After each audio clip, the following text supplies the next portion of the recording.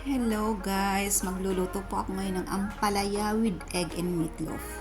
Yan po, nagayat na po ako ng sibuyas at bawang lang. Ayan po yung meatloaf.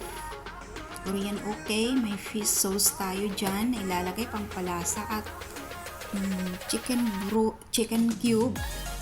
Tapos po yung ampalaya po, ibinabad ko siya sa tubig na may asin. Ayan. Sasamahan ko din po siya ng itlog. Nilagyan ko po ng asin at paminta yung itlog bago ko binato para hindi po siya malangsa.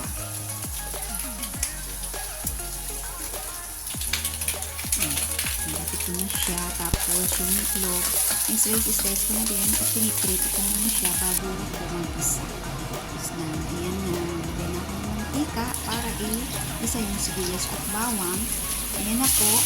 Tapos yung ibabad sa may asin, hugasan ko ulit yung ampalaya. Tapos ibinis ako na dyan, binagay ko na ng patis. Ayan po. Masarap po yan.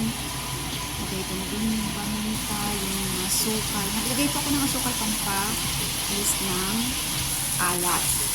Ayan na po. Pinalingalo ko na yan. Masarap yung pamis. Masarap na. Paglagay din ako ng konting sili.